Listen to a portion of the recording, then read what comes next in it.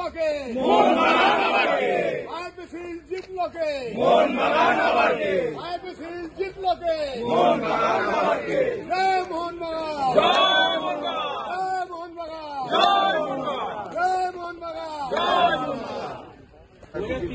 2003 তো এটা একটা বড় সাকসেস। এত বছর পরে আবার আমরা আইপিএসিল পুনরুদ্ধার করা। আইপিএসিল মানেই মোহনবাগান।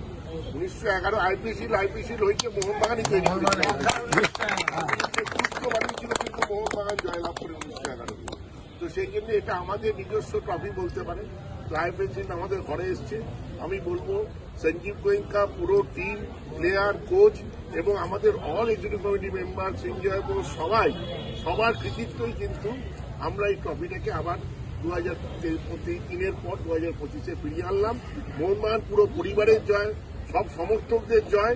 আমরা আশা করব সবাই মিলে এইভাবে চলতে পারলে আমরা সুপার কাপও আবার এগিয়ে নিয়ে যেতে পারবো।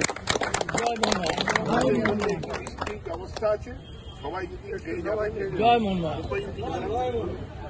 আমাদের এটা মিস্টার গোয়েঙ্কা থেকে শুরু করে ফুটবল ম্যানেজমেন্ট, প্লেয়ার, আমাদের এক্সিকিউটিভ কমিটি মেম্বার এবং সমস্ত মিডিয়া বন্ধু সকলকে ধন্যবাদ যে পাশে থাকার জন্য।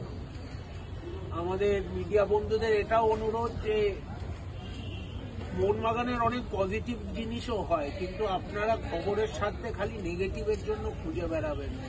মোহনবাগান একটা ঐতিহ্য, সবার অনেকের ইমোশন ইনভলভ আছে। তো এটা সবসময় যে সবার খারাপ বা ভালো, খারাপটা দেখানো উচিত নয়, ভালোটাও দেখাবে। এবং একটা জিনিস মনে রাখবেন, কে কি করলো না করলো, আমরা যদি সঠিক পথে থাকি ঈশ্বরও সাথে থাকে। তাই জন্যই আমাদের ঘরে আজকে ট্রফিটা। জয় মোহনবাগান। একদম বিনীত। মোহনবাগান ক্লাব মানে একটা ঐতিহ্য এবং বিশেষভাবে আইএফএ শিল্ড, মানে আইএফএ শিল্ড যেমন মোহনবাগানকে একটা ইতিহাসের পাতায় তুলে দিয়েছে, আবার আইএফএ শিল্ডটা ইতিহাসের পাতায় প্রতিষ্ঠিত করেছে 1911 সালে মোহনবাগানের জয়। মোহনবাগান যদি 1911 সালে জয় না পেত তাহলে আইএফএ শিল্ড তার ঐতিহাসিক গুরুত্ব বা তাৎপর্য পেত। ফলে এখানে গোটা ক্লাব, সদস্য, সমর্থক, সমস্ত fan club, mister Goenka, management, executive committee, president, secretary, সবাই মিলে মোহনবাগান একটা পরিবার। সেই পরিবারের পালক মুকুটে নতুন পালক যোগ হয়েছে, আইএফএ শিল্ড আবার ফিরে এসেছে। ধন্যবাদ। জয় মোহন। একটা হাতের তো কিছু থাকবে।